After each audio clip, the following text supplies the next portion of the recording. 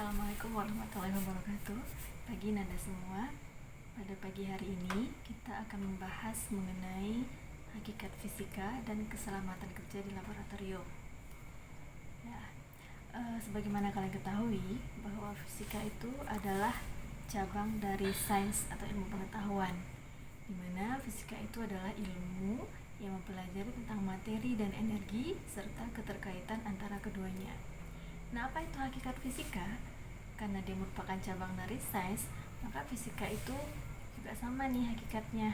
Jadi hakikat fisika itu yang pertama itu hakikat fisika sebagai produk, fisika sebagai proses, dan fisika sebagai sikap. Oke, nanti akan kita bahas satu-satu nih. Jadi pada dasarnya hakikat fisika itu merupakan ilmu pengetahuan yang mempelajari tentang materi dan energi serta keterkaitannya yang diperoleh melalui serangkaian proses yang disebut dengan metode ilmiah. Oke, kita bahas yang pertama, fisika sebagai produk. Nah, fisika sebagai produk ini dia akan menghasilkan sekumpulan pengetahuan. Di antaranya itu ada berupa fakta, kemudian ada konsep, kemudian ada rumus, ada ide, kemudian ada prinsip dan hukum serta teori fisika. Oke, yang pertama itu fakta. Apa itu fakta? Ya, fakta itu adalah keadaan, kenyataan atau fenomena yang terjadi gitu ya, peristiwa alam yang terjadi. Nah, sementara konsep itu adalah abstraksi dari kejadian tadi, abstraksi dari fakta tadi. Kemudian yang ketiga ada rumus. Rumus ini merupakan pernyataan matematis dari suatu fakta tersebut. Nah, kemudian ada ide atau model. Ide ini berguna untuk mepresentasikan suatu ilmu pengetahuan yang tidak bisa kita lihat. Contohnya misalnya model atom, atau itu digambarkan sebagai bola gitu ya, model atom. Kemudian ada yang kelima itu ada prinsip dan hukum. Ini merupakan aturan dasar yang menyimpulkan pengamatan dari hasil-hasil eksperimen tadi. Kemudian yang keenam itu ada teori fisika. Teori fisika ini merupakan penjelasan dari berdasarkan pengamatan dan eksperimen yang tentunya ya. Oke. Nah, itulah produk dari fisika tadi. Kemudian fisika sebagai sikap, ini adalah sikap-sikap yang perlu kita berlakukan ketika dalam suatu penelitian. Contohnya misalnya kita harus jujur dalam mencatat data-data yang kita peroleh dari hasil penelitian, kemudian memiliki kemauan yang keras, seperti itu. Selanjutnya itu hakikat fisika sebagai proses. Nah, ini akan atau sering juga disebut dengan metode ilmiah ya, itu cara kita untuk menyelidiki sesuatu. Nah, apa itu metode ilmiah itu? Metode ilmiah itu ada beberapa langkah nih yang kita perlukan dalam metode ilmiah. Yang pertama itu melakukan pengamatan atau observasi. Nah, dalam melakukan pengamatan ini ada dua cara nih.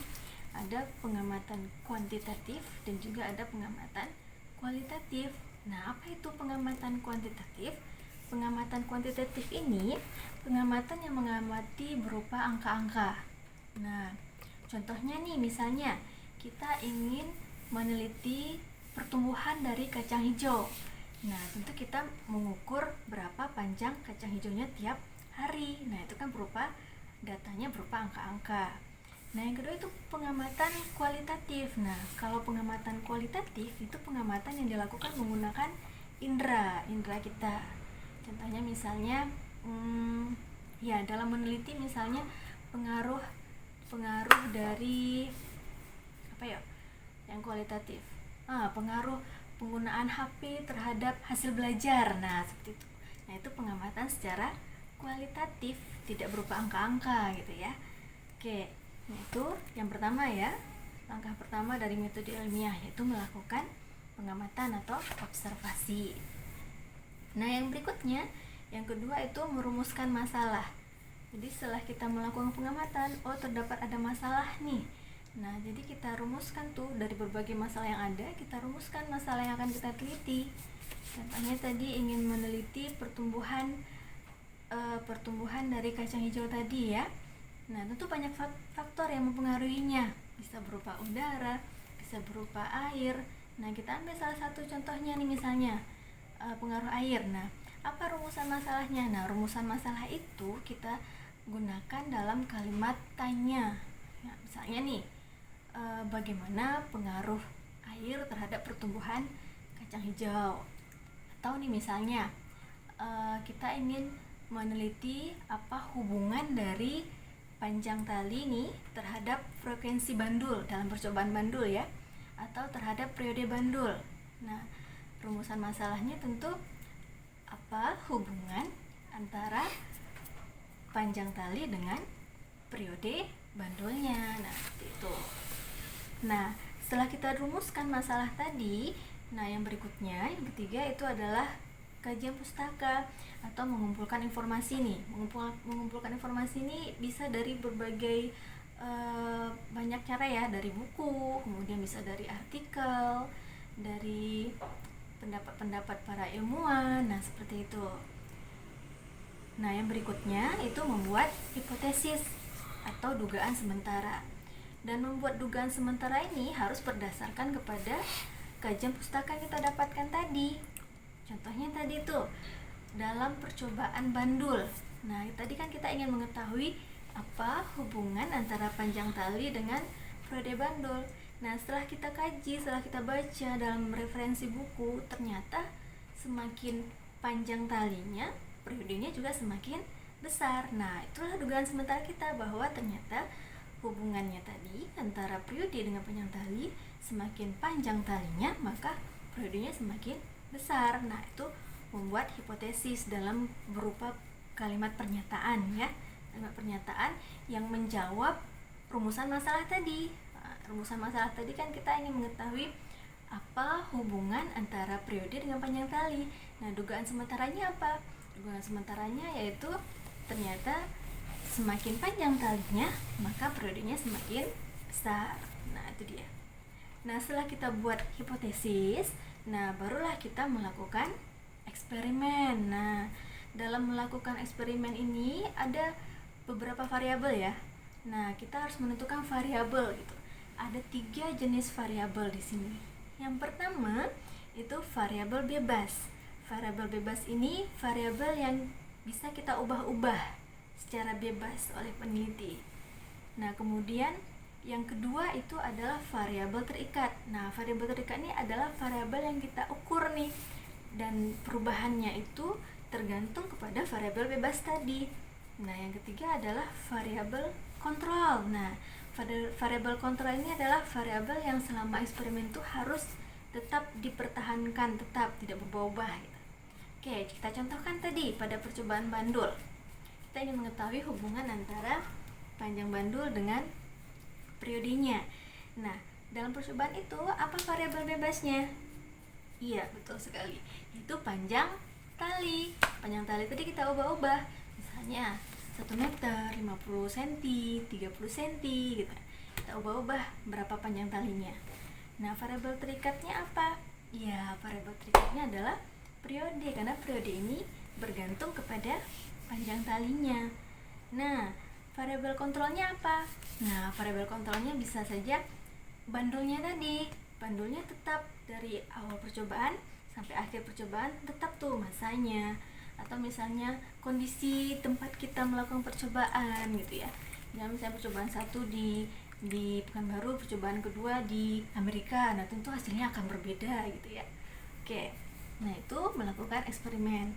Setelah melakukan eksperimen, tentu kita akan mendapatkan data ya. Kita akan mendapatkan data. Nah, data itu perlu dianalisis. Nah, itu yang ketujuh, yang keenam ya.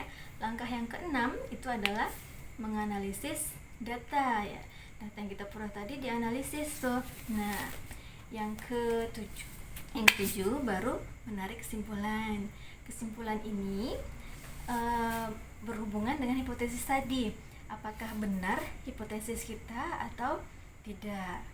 Nah, apabila ternyata hipotesis kita itu tidak terbukti benar dengan fakta data yang kita peroleh, nah disitulah perlu kita melakukan pengulangan kerja ilmiah.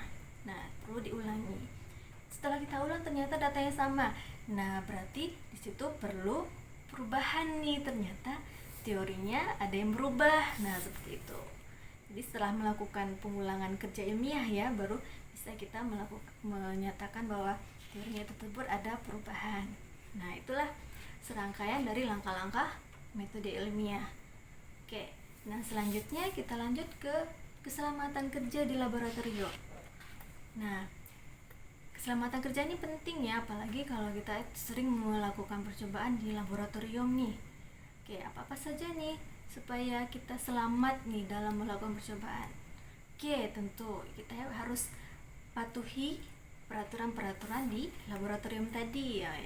Kita harus perlu nih mengetahui tata tertib labor ya. Ya, terus dalam melakukan percobaan kita harus tahu sesuai langkah-langkah prosedur dari kerja yang harus kita lakukan. Dan satu lagi nih, dalam melakukan percobaan ini kan kita sering melakukan percobaan dengan alat-alat yang mudah pecah. Nah, kalian perlu perhatikan bagaimana tuh cara menggunakan alat tadi. Atau ketika kalian ingin bekerja dengan api, misalnya benda-benda panas, nah situ kalian perlu melakukan prosedurnya. Salah satu langkahnya misalnya nih, kalian harus melakukan prosedur tadi sesuai dengan kaidah atau sesuai dengan langkah-langkah percobaannya. Nah, untuk menghindari sengatan panas tadi, kalian menggunakan jepitan panas itu, jepitan supaya tidak terkena panas. Nah, seperti itu. Nah, contohnya misalnya kalian melakukan percobaan menggunakan bahan yang mudah terbakar. Nah, kalau menggunakan bahan yang mudah terbakar, tentu kalian harus menjauhkan bahan mudah terbakar tadi dengan api. Nah, seperti itu. Atau ketika kalian ingin melakukan percobaan yang menggunakan api nih. Nah, bagi putri yang rambutnya panjang atau yang jilbabnya itu lebar, nah perlu diikat gitu ya, supaya juga dia tidak tersambar dengan apinya. Nah, kemudian dalam melakukan percobaan nih, kita perlu perhatikan juga nih lambang-lambang yang terdapat, lambang-lambang yang berbahaya ya, yang terdapat dalam bahan-bahan percobaan kita. Contohnya nih, misalnya suatu bahan itu terdapat gambar, misalnya ada gambar api. Nah, berarti itu tandanya bahannya tadi mudah terbakar. Dimana bisa kalian mendapatkan lambang seperti itu? Ya, contohnya misalnya di tangki minyak gitu ya. Nah, itu tandanya mudah terbakar. Kemudian kalian perhatikan ada lambang yang bom yang meledak. Nah, itu tandanya bahan tadi dia mudah meledak. Kemudian ada gambar tengkorak misalnya. Berarti itu tandanya bahan tadi beracun. Nah, banyak tuh berbagai macam bahan. Ada bahan yang menandakan bahan itu berkarat, kemudian ada bahan yang menandakan bahwa bahan tersebut adalah bahan yang menandakan bahwa bahan itu adalah radioaktif. Nah, seperti itu. Oke.